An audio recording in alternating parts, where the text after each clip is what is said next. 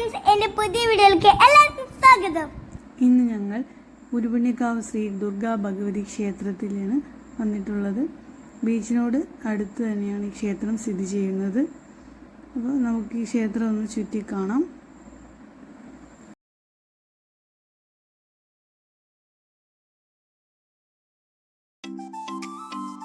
കേരള സംസ്ഥാനത്തിൻ്റെ ഐശ്വര്യത്തിനും ക്ഷേമത്തിനും വേണ്ടി പരശുരാമൻ 108 ദുർഗാ ക്ഷേത്രങ്ങളാണ് പണി കഴിപ്പിച്ചത്. അതിലൊന്നാണ് ഉരുപുണ്യക്കാവ് ശ്രീ ദുർഗാ ഭഗവതി ക്ഷേത്രം.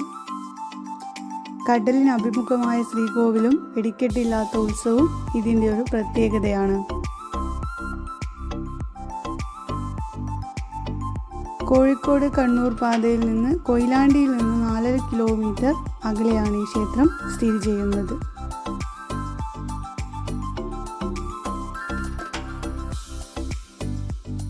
ജലദുർഗയാണ് പ്രധാന പ്രതിഷ്ഠയെങ്കിലും ലക്ഷ്മി, വിദ്യാസ്വരൂപിണി, അന്നപൂർണേശ്വരി എന്നീ മൂന്നും കൂടിയ പ്രതിഷ്ഠ എന്ന സങ്കല്പവും ഉരുപുണ്യക്കാവിൽ നിലനിൽക്കുന്നുണ്ട്.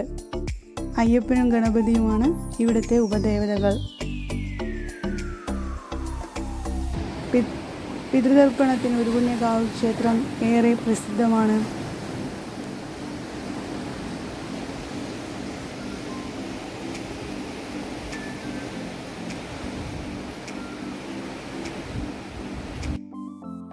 ഇതാണ് ക്ഷേത്രക്കുളം. എന്ന് സ്വന്തം ജാനകിക്കുട്ടി എന്ന സിനിമയുടെ ചില ഭാഗങ്ങളൊക്കെ ചിത്രീകരിച്ചിരിക്കുന്നത് ഈ കുളത്തിൽ വെച്ചാണ്.